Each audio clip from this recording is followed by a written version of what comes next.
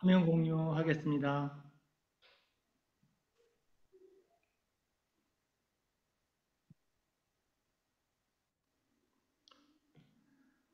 제 음성이 잘 들리시나요?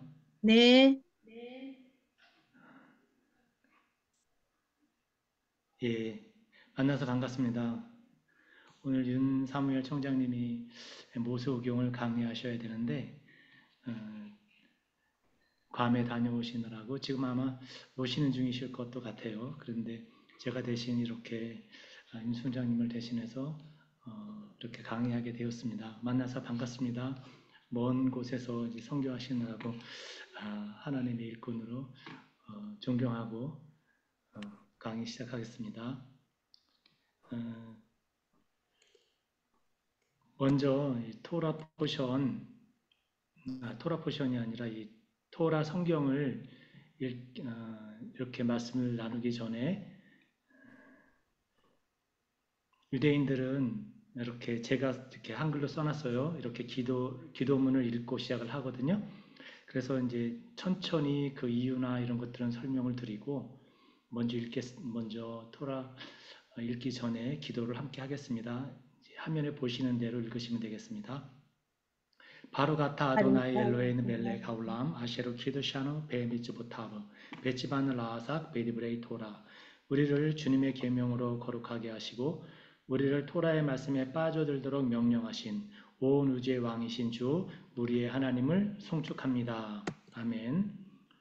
이어서 계속하겠습니다. 여호와 우리 하나님, 토라의 말씀들이 우리의 입에 그리고 당신의 백성들의 입에 달콤하게 하소서. 우리 모두 당신의 이름을 알게 하소서. 그리고 당신의 토라를 그것의 목적을 위해 공부하게 하소서. 주의 백성에게 토라를 가르치시는 분이시여 여호와 우리 하나님, 우주의 왕, 모든 열방 중에서 우리를 택하사 토라를 우리에게 맡겨주신 분이시여 당신을 송축합니다. 여호와 우리 하나님, 토라를 주신 분이시여. 아멘. 생소하시죠? 천천히 설명을 드리겠습니다. 지금 윤사무엘 총장님은 이제 모세 오경을 가지고 아마 뉴질랜드 분교에 강의를 하고 계신 줄로 믿고 있어요. 저희 한국에서는 윤사무엘 총장님이 출애굽기를 강의하고 계시고요. 이제 저는 토라라는 과목으로 강의를 하고 있습니다. 이런 부분에 대해서 어떻게 다른지 이제 계속해서 설명을 드리겠는데요. 모세오경은 창세기, 출애굽기, 레위기, 민수기, 신명기 이 5권을 이제 펜타튜크라 그래가지고 모세오경이라고 하죠. 그런데 유대인들은 모세오경이란 말을 사실 좋아하지 않습니다. 왜 그런지 또 말씀드릴게요. 대신에 모세오경을 토라라고 얘기를 하고요. 그 다음에 구약 성경을 타나크라고 말하고 있습니다. 그 모세오경 토라는 창세기 출애굽기 이렇게 시작하는 것이 아니라 베레시트, 셰모트, 바이크라, 베미트바르, 드바림 이렇게 명칭을 하고 있어요. 창세기, 출애굽기, 레위기, 민수기, 신명기 이렇게 하지 않고 그러면 베레시트, 셰모트 이런 말들은 어디서 나왔냐 하면 그 창세기면 창세기에 제일 처음에 나오는 글자가 베레시트예요. 그래서 창세기란 말 대신에 베레시트라고 하고 출애굽기에 처음에 나오는 히브리어가 셰모트예요. 그래서 출애굽기라고 하지 않고 셰모트라고 하고 그런 식으로 신명기는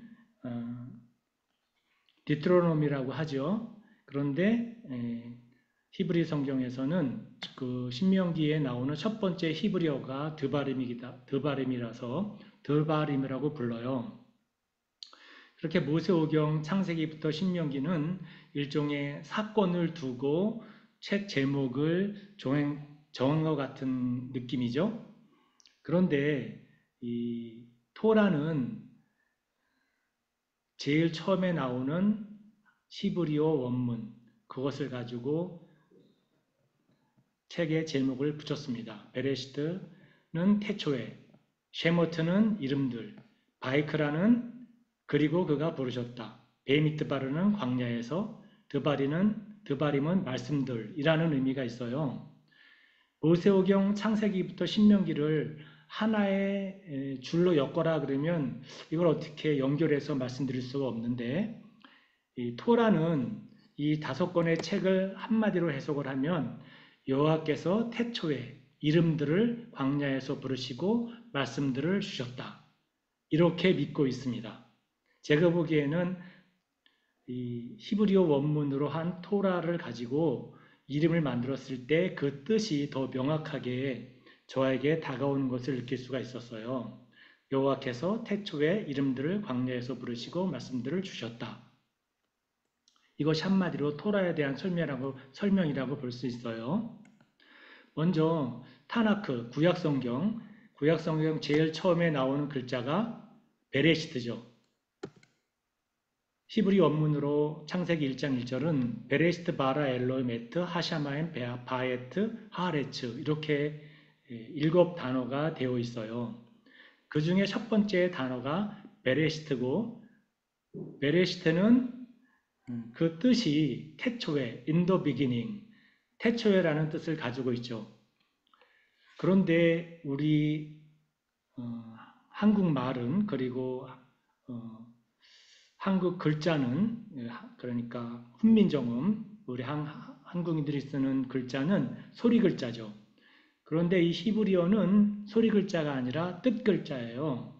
뜻 글자라고 한다는 의미는 우리 영어로 표현하면 스펠링, 그 하나하나마다, 글자 하나하나마다 다 뜻이 있습니다. 그래서 이 베레시트도 모두 6글자라고, 그래서 태초에 이렇게 해석이 되지만, 베레시트라는 그 6글자는 글자 하나하나에 뜻이 있기 때문에 이 어떤 뜻이 있는지 먼저 한번 살펴보고자 합니다. 베레시트를 한 글자 한자 보면 처음에 있는 글자가 히브리어를 좀 모르시면 조금 이해하기가 좀 힘드실 수도 있는데 제가 잘 설명을 드리겠습니다. 이 베레시트는 히브리 글자 6글자로 되어 있는 것 중에서 첫 글자가 베이트고, 두 번째가 레시, 세 번째가 알레프, 네 번째가 쉰, 그 다음에 5번째가 요드, 6번째가 타우, 이렇게 발음을 하고 있어요. 제가 편의상 숫자를 적어놨어요. 첫 번째, 두 번째, 세 번째, 네 번째, 5번째, 6번째, 번호로 1, 2, 3, 4, 5, 6. 6번 하면 타우, 1번 하면 베이트죠. 그러면 이 글자 하나하나의 뜻을 보면요. 첫 번째 글자 베이트는 우주라는 뜻이 있어요. 그리고 성전, 교회라는 의미가 있고, 또 가정이라는 뜻도 있어요. 한마디로 말하면 집을 말합니다. 집, 하우스, 베이트라는 글자에 첫 번째 글자. 두 번째 글자는 레시죠. 그래서 첫 번째하고 두 번째 잘 보이세요? 성교사님 잘 보이시면 손을 들든지 아니면 말씀을 해주셔야 되는데. 저는 화면. 좀 잘 안 보이는데 다 잘 보이시죠? 잘 안 보여요. 잘 안 보이시구나. 네. 네. 그러면 그 공유하면 잘 보이시나요? 네, 공유하면 잘 보이는데 글씨가 작아가지고, 아, 예. 그렇죠. 한국말이 예, 작아서 잘 안 보여요. 예, 네. 그랬을 거예요. 예, 예. 그러면 이제 설명을 좀 네. 제가 잘 해드릴게요. 그리고 교수님, 제가 네네. 교수님 이렇게 스피커가 화면에 나오게 하려고 그러는데, 여기 후이오스 교회가 교수님 것 교회 같은데, 영상이라고 돼 있어요. 네네. 그런데 그거를 추천으로 하시면 되겠네요. 추천? 예, 오른쪽에 네모 박스가 있었거든요. 그러면 그게 제일 크게 위에 올라가게 됩니다. 저를 화면이 아무것도 안 나오고 그냥 까맣게 히어스 교회라고 돼 있는 네, 거기에 네. 어, 공동 호스트로 지정해 주시면, 이게 저희 줌이 공동 호스트가 안 되는 것 같아요. 아, 그래요? 오른쪽에 네모 박스를 하시면 되는데, 오른쪽 위에 마우스를 올리면 파란 색깔이 떠요.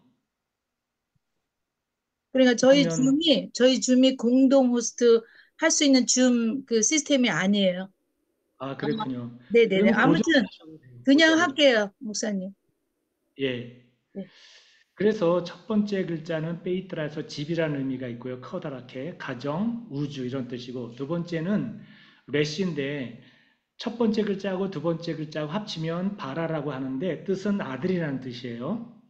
그 다음에 세 번째, 첫 번째, 두 번째, 세 번째 글자를 합치면 바라. 이거는 창조하다라는 뜻이 있고 질서를 세우다라는 뜻이 있어요.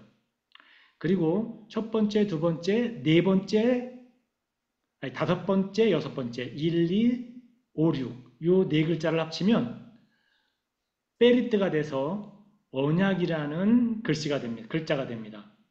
이 베레시트 6글자 속에 많은 조합을 통해서 글자들을 만들어낼 수가 있다는 것을 말씀드리는데 첫 번째, 두 번째, 다섯 번째, 여섯 번째는 베리트다. 이것은 언약을 말하는데요. 글자 하나하나마다 의미가 있다고 했죠. 그 네 번째 베리트, 페이트 이것은 아들. 그 다음에 레시는 머리, 요드는 손, 타우는 십자가를 얘기해요. 그래서 아들, 머리, 손, 십자가 요 네 글자의 의미가 합쳐져서 베리트라고 발음하고 뜻은 언약이다. 놀랍죠? 히브리어가. 다섯 번째 쉐이트라고 발음하는 것은 네 번째, 다섯 번째, 여섯 번째 글자를 합쳤을 때는 쉐이트라고 발음하고 뜻은 가시라는 뜻이 가시, 못 그런 뜻이 있어요. 이 뜻 첫 번째는 신, 이것은 위의 이빨이라는 뜻이고요. 그 다음에 요드는 손이라고 그랬죠. 타우는 십자가고 이 세 뜻이 합쳐서 쉐이트라고 발음하면서 가시라는 뜻이 있고 그 다음에 여섯 번째는 네 번째하고 다섯 번째 합치면 샤이가 돼요. 선물이라는 뜻이 있고요. 그 다음에 레시, 알레프, 시는 합치면 머리라는 뜻이 있고 또 레시, 알레프, 신, 요들 합치면 로시 그래서 나의 머리라는 뜻이고 앞에 베이트 첫 글자를 빼고 레시트 다섯 글자를 합치면 레시트가 돼서 시작이라는 뜻 가운데 세 글자를 합치면 베르트 해서 나무라는 뜻이 있어요. 그러면 베레시트라고 하는 그런 태초에라는 글자 히브리어 글자 속에 하나님께서 성경 66권을 통해서 우리에게 알려주시고 싶은 하나님의 의도를 이 6글자 속에 모두 다 집어넣고 있습니다. 히브리어 글자 속에서. 이런 배경을 두고 제가 조금 이제 또 말씀을 드릴게요. 그런데 6글자인데 이것의 그 근원, 어원, 히브리어 글자는 글자 단어 하나하나마다 본래 어원이 있어요. 글자의 근원이 되는 것. 그래서 베레시트는 베이트 플러스 레시이트예요. 앞에 베이트는 집, 가정이라는 뜻이죠. 레시이트는 시작이라는 거잖아요. 그래서 하나님께서 구약 성경 66권 중에 제일 첫 글자 베레시트 속에는 그 글자의 근원이 베이트 플러스 레시트 우리말로 해석하면 가정 플러스 시작 그렇다면 하나님께서 성경 66권 속에서 제일 먼저 말씀하신 것은 가정을 시작하셨다라고 볼 수 있다는 것입니다. 아멘.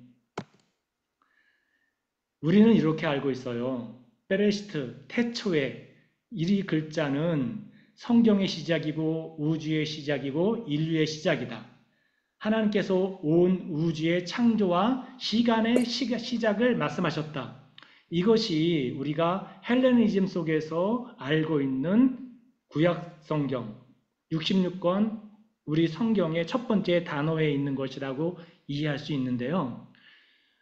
헬레니즘이 아닌 헤브라이즘, 다시 말씀드리면 신중심적인 그런 사상 속에서는 그렇게 보지 않고 베레시트는 베이트 플러스 레시이트다. 다시 말씀드리면 하나님께서 태초에 가정을 시작하셨다라고 보고 있습니다. 그래서 창세기 2장 21절부터 24절에 여호와 하나님이 아담을 깊이 잠들게 하시니 잠들매 그가 그 갈빗대 하나를 취하고 살로 대신 채우시고 여호와 하나님이 아담에게 취하신 그 갈빗대로 여자를 만드시고 그를 아담에게로 이끌어 오시니 아담의 이르되 이는 내 뼈 중에 뼈요 살 중에 살이라. 이것을 남자에게 취하였은즉 여자라 부리라 하니라.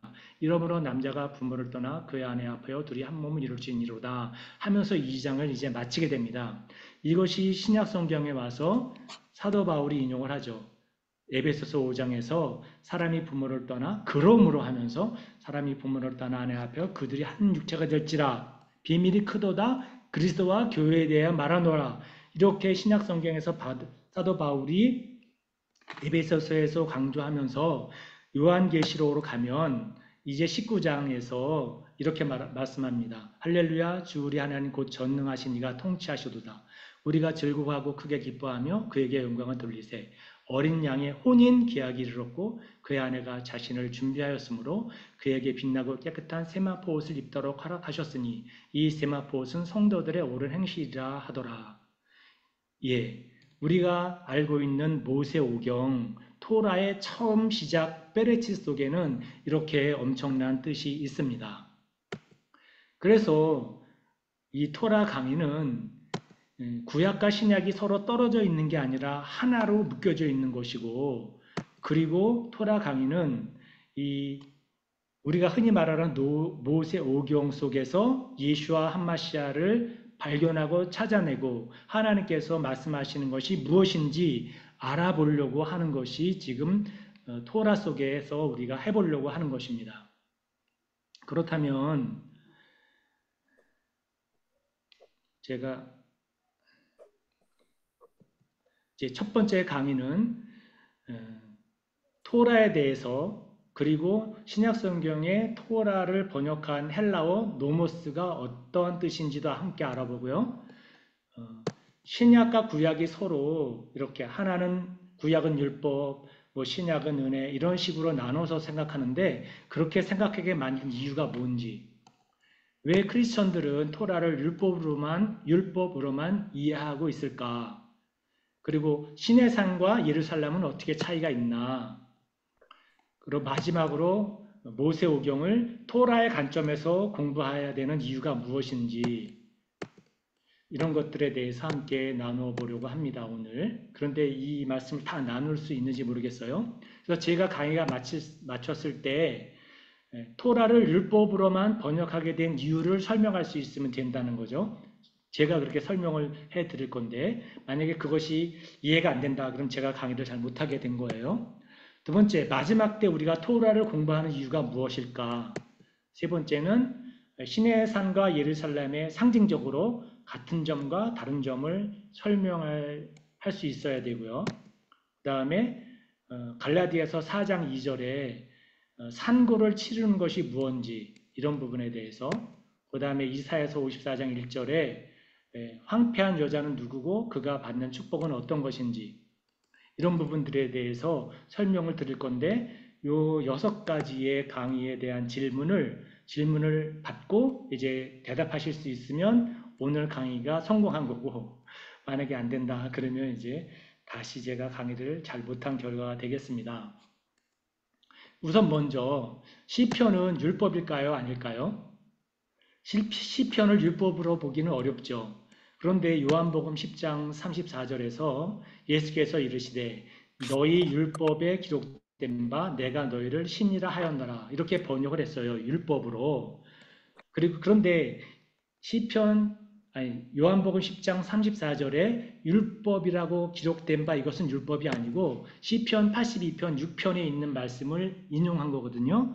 그런데 번역을 율법으로 했어요. 왜냐하면 그 율법에 해당하는 헬라어가 노모스이기 때문에 그런 거거든요.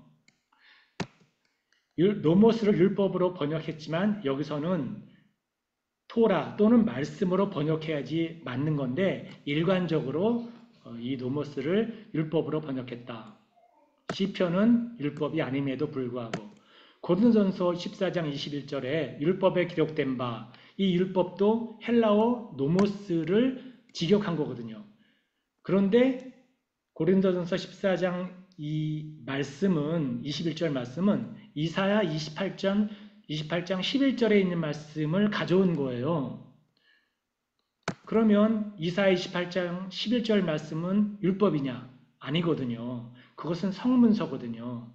그래서 우리가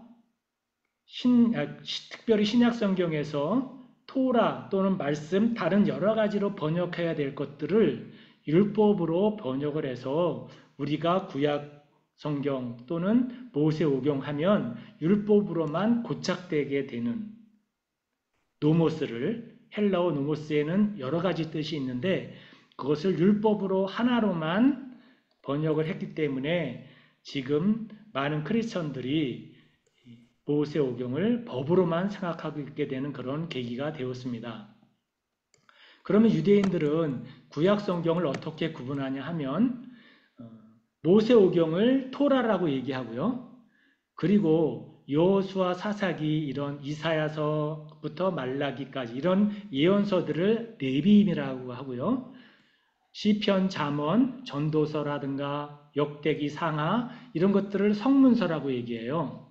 토라의 T, 그 다음에 예언서를 히브리 말로 네비임 할 때의 N, 그 다음에 성문서를 케투빔이라고 해요. 그랬을 때 K, 그 글자의 첫 글자를 따서 타나크라고 발음합니다.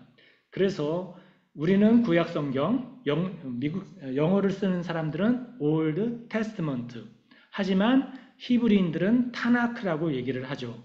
그래서 타나크 할 때는 구약 성경을 이야기한다.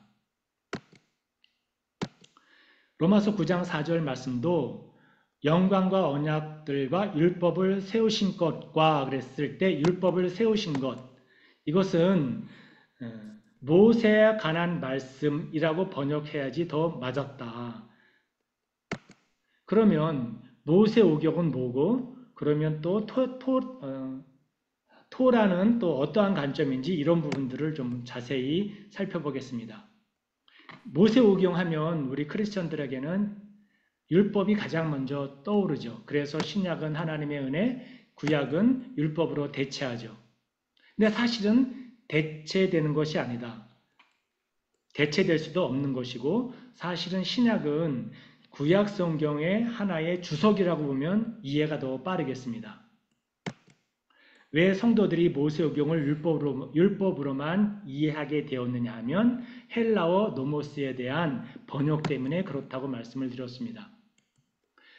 구약 성경 39권을 헬라어로 최초로 번역한 것을 우리는 셉투아진트 이렇게 말을 해요. 70인역이라고 얘기하죠. LXS 해서 구약 성경 번역 중에서 가장 오래됐고 권위가 있다고 말을 합니다. 대략 BC 250년에서 300년 경에 예수님이 오시기 전 한 250년 전쯤에 번역이 완성되었다고 해요. 그런데 번역 그 당시에 오늘날은 영어가 세계 공용어인데 그 당시에는 코인의 그리크 그것이 공용어였어요. 그래서 구약 성경 히브리어를 코인의 그리스어로 번역했습니다. 그런데 혹시 우리 성교사님 이런 거 아세요? 테베돌 8일이 무슨 날인지? 테베롤이라고 한다면 히브리 달력으로 10월을 말해요. 그 10월 8일 날은 유대인들이 금식하는 날이에요. 왜 금식하냐 하면 그날 70인역이 완성되었다고 해서 유대인들은 타나크 구약 성경이 이방인들에 의해서 잘못된 사상으로 한마디로 말씀드리면 헤브라이즘이 그리스 사상인 헬레니즘에 의해서 짓밟히고 모욕당했다고 생각을 합니다. 그래서 구약 성경 타나크 고유하게 가지고 있는 신중심 사상이 바뀌었다고 생각을 해서 그것은 치욕의 날이라고 해서 그날 금식합니다. 실제로 테베돌 8일 날에. 그러면 이제 헬레니즘은 뭐고 헤브라이즘은 뭔지 잠깐 동안 설명을 드릴게요. 헬레니즘은 그리스 사상을 헬레니즘이라고 하죠. 인간 중심이죠. 한마디로 말하면. 반면에 헤브라이즘은 구약에 녹아있는 기독교 사상이에요. 신중심적인 사상이죠. 헬레니즘은 인간 중심적이라고 볼 수 있고 또 현실 세계에 바탕을 둔 것이에요. 하지만 헤브라이즘은 신앙의 세계에 진력하고 있죠. 그 토대가 성경이에요. 하지만 그리스 사상은 인본주의, 계몽주의, 사실주의 이런 것들이 바탕이 되고 있습니다. 그래서 사물을 존재하는 그대로 보려고 하는 것이 헬레니즘이에요. 반면에 헤브라이즘은 행동과 순종이죠. 그래서 이 성경 속에 녹아있는 것은 한마디로 말하면 믿는 것이 보는 거다는 거예요. Believing is seeing. 반대로 인본주의에서는 보는 것이 믿는 거라고 보고 있죠. 제가 지금 모세오경만 생각하고 있다가 토라라는 관점에서 조금씩 토라가 무엇인지에 대해서 이제 우리 선교사님들에게 설명을 드리고 있는데 지금까지 좀 이해가 되셨는지 잘 모르겠네요. 어떻게 잘 이렇게 좀 생소하죠, 많이. 네. 네, 그러실 거예요. 그래서 제가 이제 이런 내용들을 가지고 우리 한국 겟세마네 본교에서 토라라는 과목으로 강의를 하고 있는데 전혀 이제 이런 부분에 대해서 처음이신 분들한테는 조금 이해하기가 쉽지 않을 거예요. 사실 저도 고민을 많이 했습니다. 이것을 해야 되나 말아야 되나 했는데 하지만 이런 것들도 있다라고 하는 의미에서 우리 선교사님들이 이렇게 듣고 오늘 좀 많은 은혜가 되는 그런 시간이 되었으면 좋겠습니다. 아멘. 그러면 아멘. 토라는 무엇인지 그 토라의 어근에 대해서 잠깐 보면요. 토라의 어근은 야레이에서 왔어요. 토라가. 야레이는 무슨 뜻이냐 하면 관역을 화살로 정확하게 맞춘다는 의미가 있어요. 그것은 사무엘상 20장 20절에 내가 관역을 쏘려 함 같이 이때 관역이 야레이예요. 이 야레이라는 단어에서 여러 가지 단어들이 파생되었는데 그 중에 하나가 먼저 선생님이라는 단어가 파생이 됐어요. 호림이라고 하는데 도덕과 인륜을 가르침으로써 학생들의 도덕적인 삶을 추구하도록 돕는 분이 선생님이죠.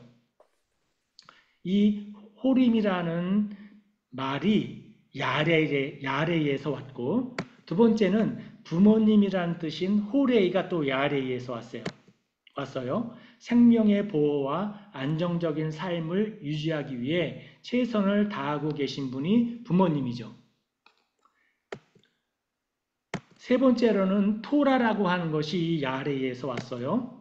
히브리어 가르치다는 이 호림이라든가 토라라든가 또 호림 이 세 가지 단어는 야레이에서 왔는데 공통적으로 가르친다는 그런 뜻이 있어요.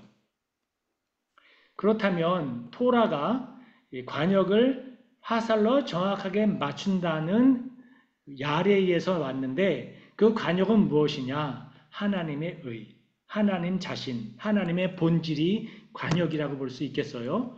그래서 진리의 관역을 정확하게 맞추어서 그분이 누구신지를 알아가는 것이 토라입니다. 그래서 화살이 활시위를 떠나서 관역을 향해 나아가는 그 동작, 그 방향성, 이것이 집중하게 되죠. 여기에서 토라가 나왔다. 그래서 토라라고 한다면 가르침, 지침, 원리의 뜻이 있습니다. 그래서 실천적인 동작과 행위가 이 모세오경이라고 하는 5권의 책, 토라 속에 함축되어 있습니다.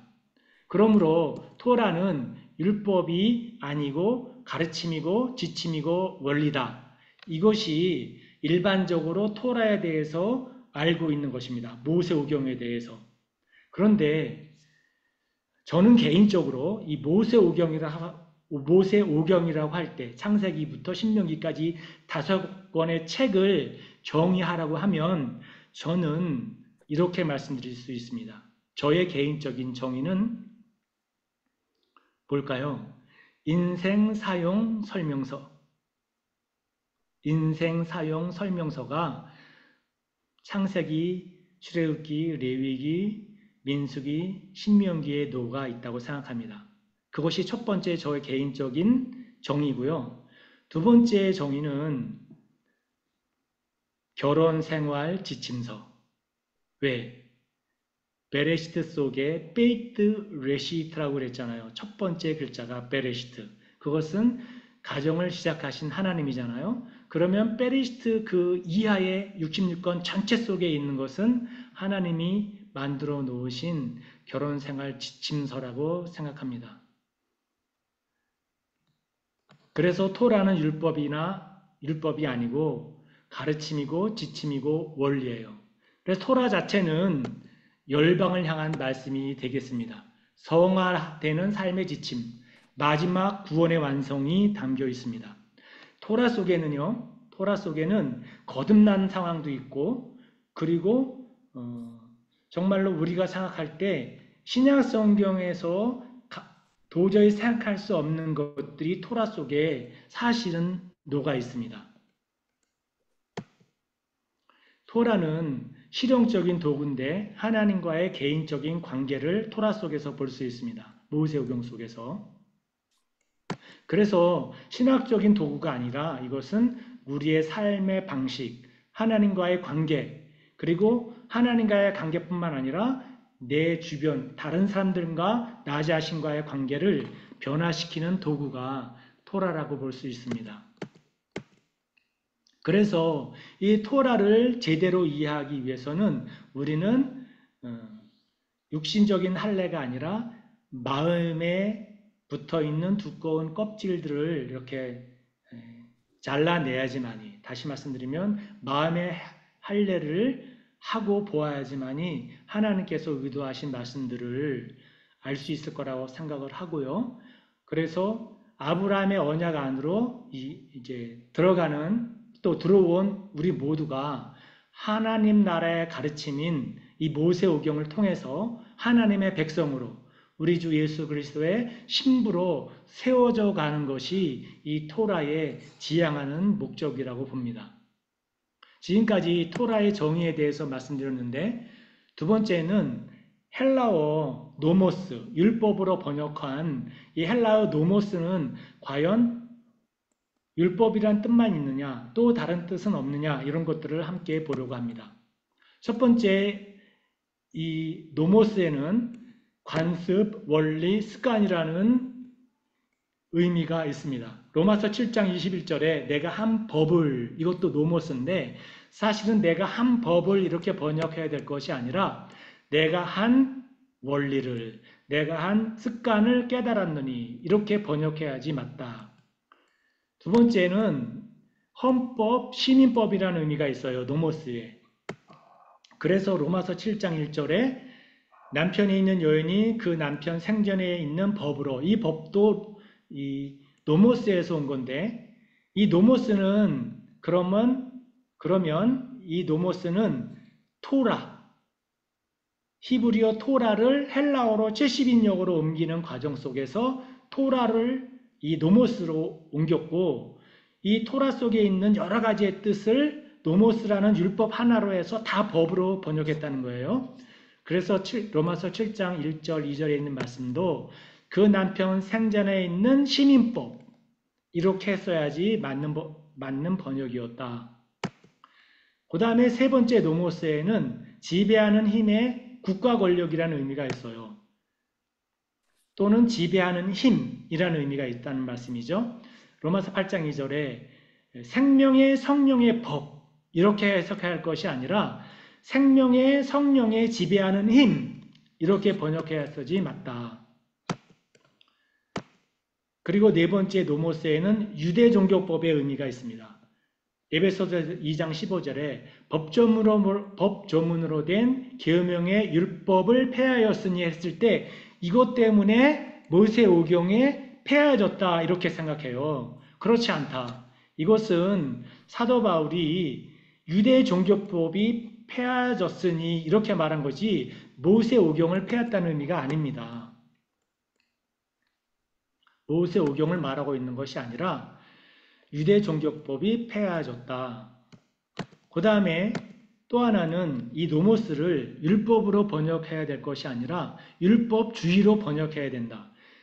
로마서 6장 14절에 제가 너희를 주장하지 못하리니 이는 너희가 법 아래 있지 아니하고 은혜 아래 있습니다. 이 법 아래 있다고 하니까 모세 오경을 아래 있지 아니하고 해서 모세 오경을 무시하고 우리는 은혜 안에 있어야 된다 이렇게 생각하는데 그렇지 않다. 여기서는 로마서 6장 14절을 너희가 율법주의 아래 있지 아니하고 이렇게 번역해야지 올바른 뜻이 되는데 그렇지 않고 전부 이 노모스를 법으로만 번역했기 때문에 모세 오경을 율법으로만 크리스천들이 생각하는 그런 계기가 되었다. 문맥에 따른 다른 번역을 하지 않았기 때문에 그렇다라는 말씀을 드리겠습니다.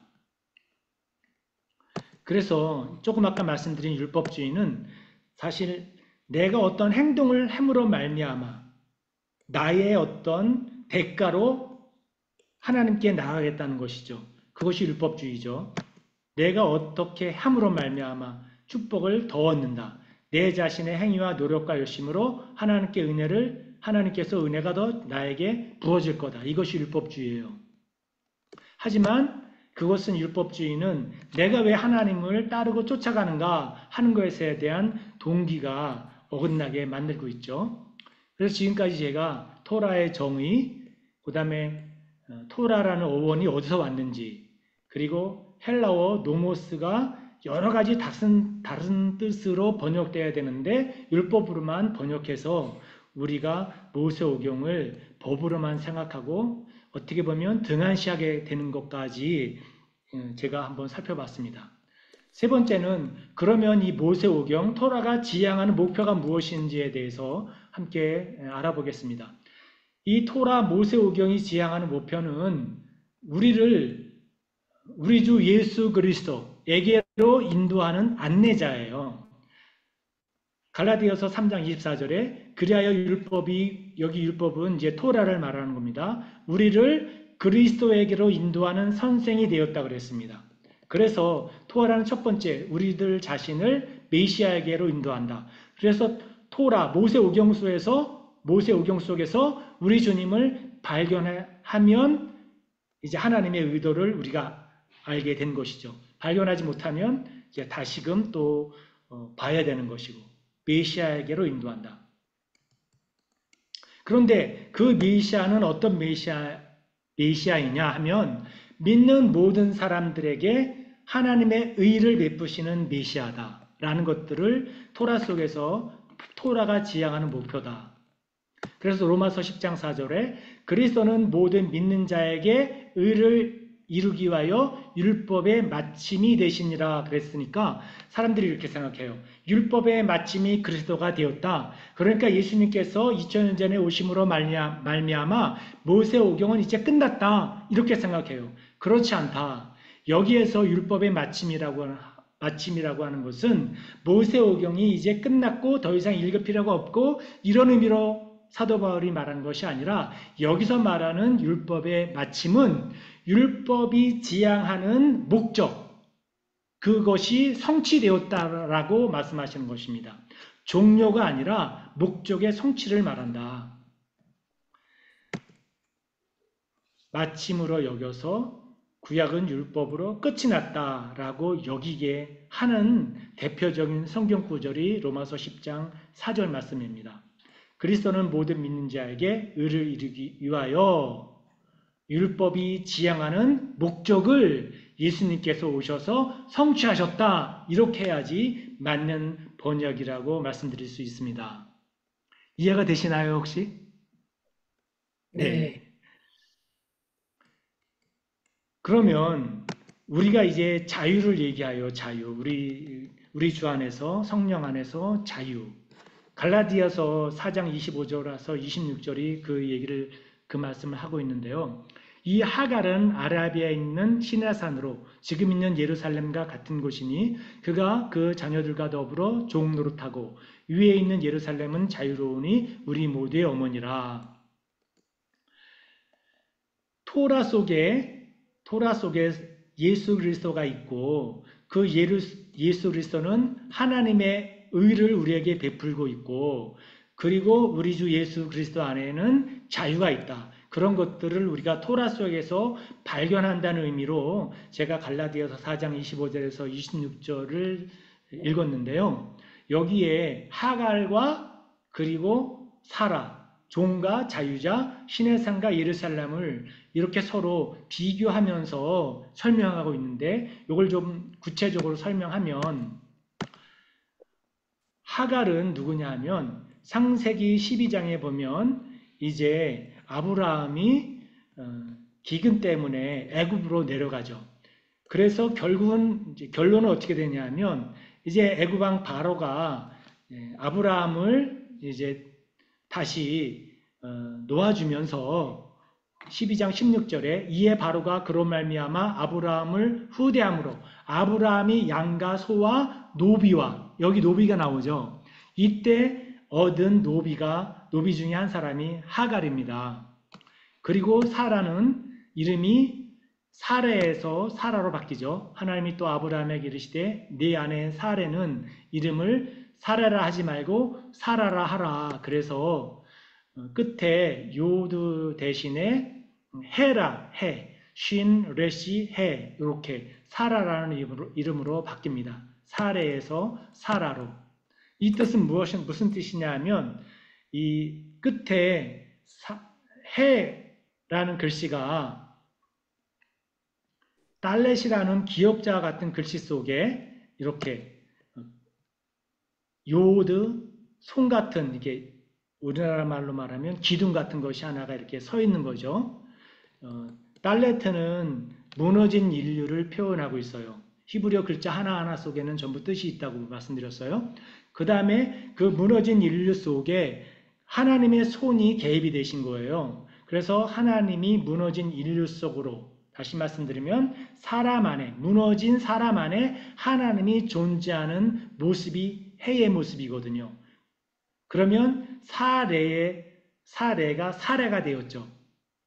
다시 말씀드리면 사레가 열국의 어머니로 이름이 바뀌었습니다. 더 이상 자기 자신에게만 집중하지 않고 한 가정의 어머니로만 머무르지 않고 열방의 어머니로 왜냐하면 요드 대신에 해로 바뀌었잖아요. 조금 아까 말씀드린 설명을 제가 좀 급하게 말씀드렸는데 이 해라는 글자는 어떤 뜻이냐 하면 무너진 인류 속에 하나님께서 오셔서 사람 안에 존재하신다는 그런 뜻이 이 해 속에 있는 것이거든요.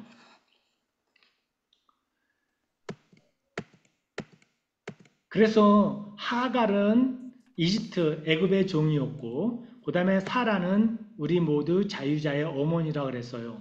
종이라고 하면 다른 것에 얽매여서 그 명령에 따라서 움직이는 그 슬레이브, 노예를 말하죠. 그렇지만 그 자유자는 외부의 모든 구속으로부터 벗어나는 것이죠. 소극적으로 말하면 구속에서부터 벗어나는 것. 적극적으로 말하면 하나님의 본성을 쫓아서 목적을 실현하는 것이 자유자죠. 그러면 소극적으로 외부의 구속으로부터 벗어난다 그랬으니까 어떤 사람들은 나는 자유해 그러면서 정말 어떤 구속도 안 받고 글자 그대로 자유롭게 살려고 하는 사람들은 자유를 방종하게 하는 것이죠. 우리가 시계를 봤을 때 이 시계가 방수다 그러면 영어로 어떻게 얘기해요? 방수시계 워터프리라고 하죠. 워터프리. 먼지로부터 자유해 그러면 더스트프리 합니다. 더스트프리. 자기 자신이 자유하기 때문에 만약에 우리가 흔히 말하는 안 좋은 일을 한다. 그럼 그 안 좋은 일에 사실은 묶이는 거죠. 그것에 속박되는 것이에요. 그렇지만 진정한 자유는 자기 자신이 그것에 속박되지 않기 위해서 행동하지 않는 것이 정말 하나님께서 말씀하신 진정한 자유가 여기에 있는 거라고 보고 있는 것이죠. 제가 왜 이렇게 하갈과 사라, 자유와 종과 자유자, 속박과 자유 이런 것들을 말씀드리냐 하면 그동안에 모세오경을 이렇게 종이나 속박자나 슬레이브나 이런 쪽으로만 봐왔던 관점들을 그것이 아니다. 그 토라 속에 하나님께서 우리에게 얼마나 큰 자유를 주시고 그리고 예수 그리스도를 발견할 수 있게끔 하느냐 이런 곳에 포커스를 맞추어서 말씀드리기 위해서 지금 이렇게 갈라디아서에 있는 말씀을 인용해서 설명해 나가고 있는 중입니다. 큰 그림이 그렇다는 말씀이에요. 지금 우리 성도님들이 이 그림이 보이시죠? 이 그림이 한국에 있는 미국 대사관 그림이에요. 한국에 있는 미국 대사관 그림. 이 미국 대사관에 있는 미국인 직원들은 한국의 법을 따르지 않죠. 한국에 와 있지만 미국의 법을 따릅니다. 그것이 바로 신의 산과 예루살렘으로 비교해서 설명해 드리려고 합니다. 이 땅에 살면서 천국을 살기 위해서 위에 있는 예루살렘에 속한 자, 다시 말씀드리면 한국 땅에 살면서 미국인 신분으로 미국 대사관에 있는 사람들은 이 땅에 살지만 미국에 속한 사람과 마찬가지로 우리는 이 땅에 살지만 하늘에 속한 사람이죠. 우리들 자신이 하늘 예루살렘에 속하지 않으면서 이 땅에 는 없는 것이죠. 하늘 예루살렘에 속한 자가 되기 위해서는 진정한 자유자여야 된다. 다시 말씀드리면 더스트 프리해야 된다. 진정한 하늘 예루살렘에 속한 자가 되기 위해서는 이 모세오경 토라 속에 있는 것들을 법으로만 생각해가지고 율법은 끝났어. 이것이 아니라 하나님께서 말씀하신 모든 것들을 내가 자유하기 위해서 그 말씀대로 순종해 나가야 된다 하는 입장에서 말씀드리는 것이죠. 그래서 진정한 자유자는 토라의 말씀대로 행한다. 그것을 야고보서 2장 22절에서 야고보 선생님이 정확하게 우리에게 말씀하고 있습니다. 진정한 자유자는 아브라함의 유업을 이어가는 믿음이 있는 약속, 즉 믿음이 있는 언약의 자손, 행함이 있는 믿음을 소유한 자라는 거죠. 보세요. 제가 지금 사진 3개를 띄워드렸는데요. 맨 왼쪽에 있는 그림 중에 가운데 빨간 선이 지나가죠. 그 빨간 선이 지나가는 곳이 그 밑에가 바로 예루살렘 성전이 있는 곳이에요.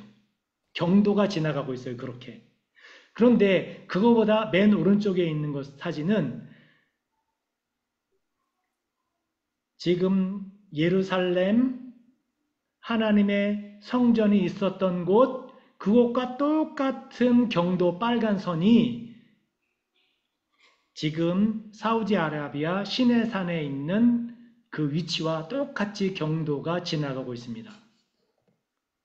무슨 뜻인지 지금 그림을 보고 이해하셨는지 모르겠는데요. 모세가 하나님을 만났던 시내산과 지금 이스라엘의 예루살렘과 똑같은 경도상에 있다는 것이에요. 하나는 위도상으로 높이 있고 예루살렘은, 그리고 시내산은 위대상으로 밑에 있지만 북극을 향해서 가는 경도로 봤을 때는 일직선상에 있다는 말씀이에요. 정확하게 똑같은 곳에 위치해 있다. 하늘의 예루살렘에 속한 사람은 땅에 있으면서도 하늘의 예루살렘을 지향한다. 이 땅에 살지만 우리는 하늘에 속한 사람이다. 위치만 다를 뿐이지 결국은 같은 것이다. 이 그림과 사도 바울이 갈라디아서 3장 24절 25절에 있는 말씀과 이것을 보면서 제가 설명을 드리려고 이 두 사진을 첨부했습니다. 그래서 신앙이 어리다고 한다는 것은 토라는 있어요. 그리고 토라대로 행해. 하지만 믿음이 없어. 어떤 믿음? 메시아에 대한 믿음. 초림 예수는 몰라. 그렇지만 토라대로 행해. 바로 메시아를 영접하지 않은 유대인들을 말하겠죠.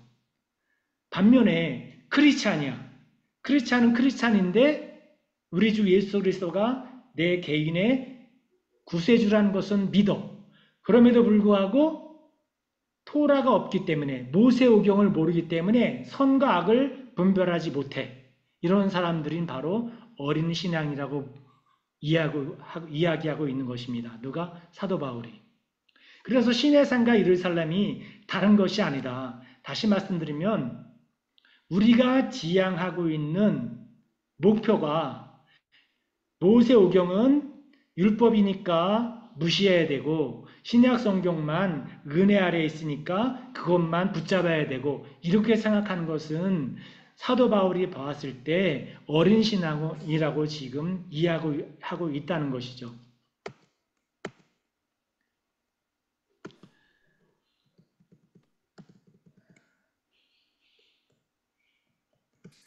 이것은 그냥 지나가겠습니다.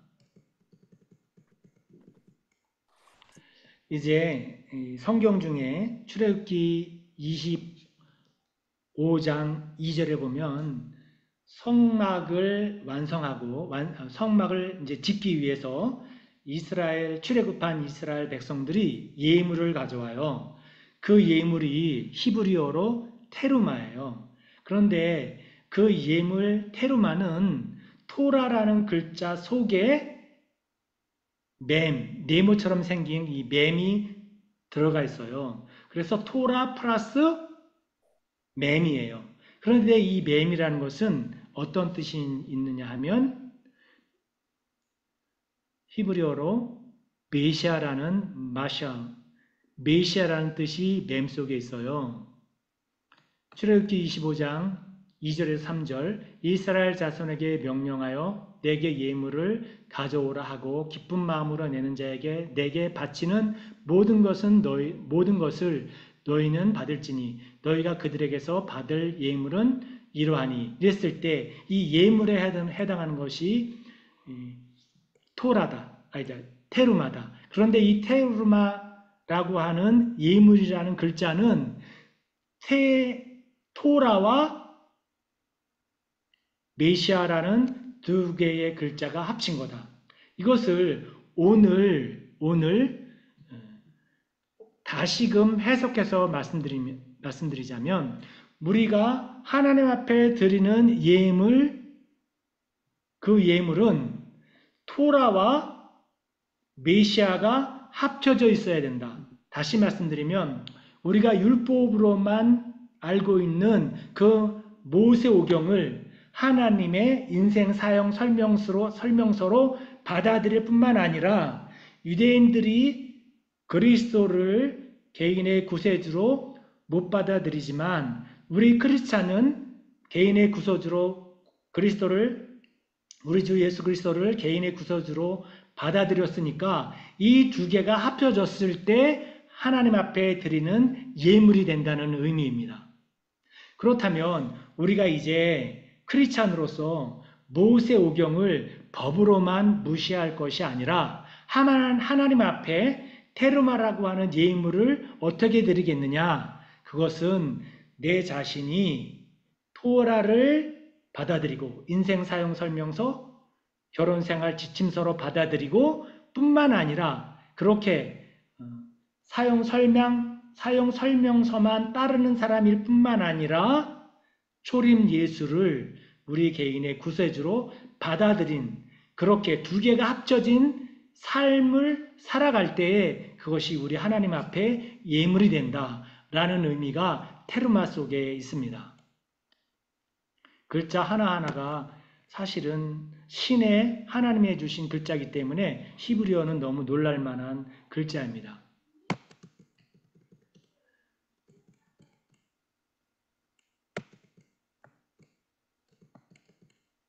그래서 토라가 지향하는 목표, 하나님의 의를 드러내고 그 다음에 토라 속에 우리 주 예수 그리스도를 발견하고 그 예수 그리스도는 우리에게 자유를 준다.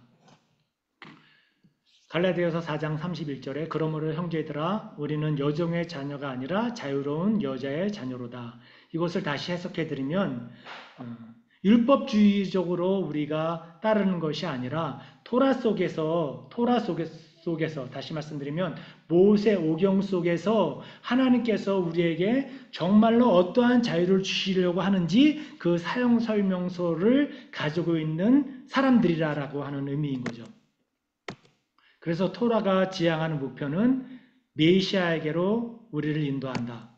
그리고 믿는 모든 사람에게 하나님의 의를 베푸시는 메시아를 만날 수 있고 그 메시아는 우리에게 자유함을 준다라는 의미가 있고요. 마지막으로 우리가 왜 토라를 공부해야 되느냐 하면 왜 토라를 공부해야 하느냐 하는 것을 마지막 성경 구절 하나를 읽고 이제 마치려고 합니다. 우리가 잘 알고 있는 말라기 4장 4절에서 6절 말씀을 읽겠습니다. 함께 읽겠습니다. 시작. 너희는 내가 호렙에서 온 이스라엘을 위하여 내 종 모세에게 명령한 법, 곧 율례의 법도를 기억하라. 보라, 여호와의 크고 두려운 날을 이르기 전에 내가 선지자 엘리야를 너에게 보내리니 그가 아버지의 마음을 자녀에게로 돌이키고 자녀들의 마음을 그들의 아버지에게로 돌이키게 하리라. 돌이키지 아니하면 두렵건대 내가 와서 저주로 그 땅을 칠까 하노라 하시니라. 우리가 마지막 때에 말씀을 지금은 마지막 때입니다. 마지막 때입니다. 예수님의 재림을 준비해야 됩니다. 이렇게 말씀을 하면서 이제 구약 성경을 인용하는 그 인용하는 말씀이 말라기에서 4장 5절에서부터 6절 말씀을 인용해요. 보라 여호와의 크고 두려운 날을 이르기 전에 심판이 있기 전에 내가 선지자 엘리야를 너에게 보내리니 이 말씀을 인용을 하면서 처음에는 초림 때에는 누가 인용했냐 하면 세례 요한이 이 말씀을 인용했죠. 그리고 지금도 마지막 때이기 때문에 마지막 때의 메시지를 전하는 하나님의 종들이 특별히 이제 우리 기독교의 크리스찬의 목사님들이 보라 여호와의 크고 두려운 날을 이르기 전에 하면서 말라기 4장 5절, 6절 말씀을 인용해요. 4절 말씀은 인용을 안 해요. 인용하는 적을 제가 거의 본 적이 없어요. 어떤 분이 인용하는지 있겠죠. 찾아보면. 그런데 오늘 말라기 4장 4절 말씀을 함께 읽어보려고 해요. 함께 읽겠습니다. 시작. 너희는 내가 호렙에서 온 이스라엘을 위하여 내 종 모세에게 명령한 법, 곧 율례와 법도를 기억하라.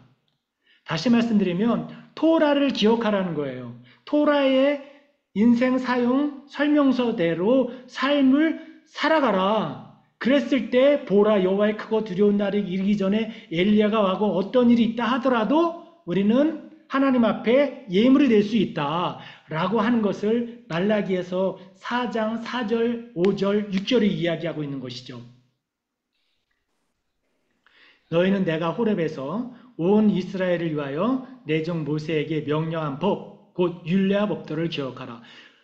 모세 오경, 토라를 기억하라. 언제? 뭐뭐 전에.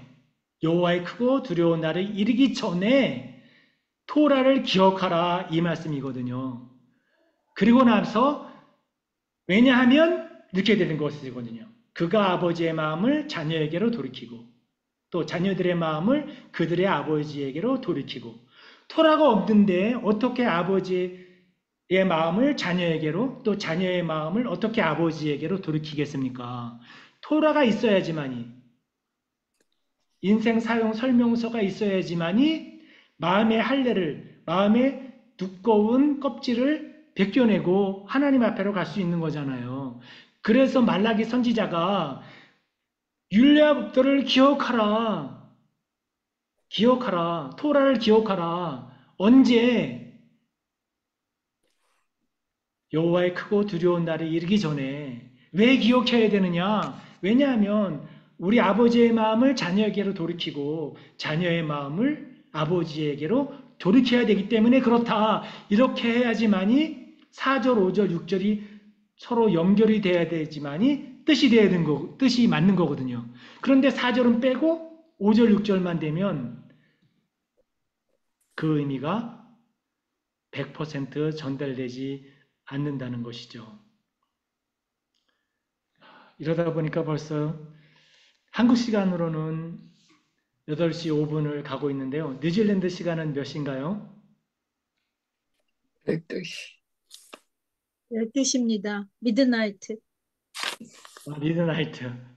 전에 6시에 시작해서 한국 시간, 해서 한국 시간 7시 좀 지나서 끝났는데 8시에 한국 시간, 한국 시간 7시에 시작하니까 뉴질랜드 시간은 밤 11시에 시작한 거네요. 네.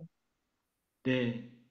제가 좀 천천히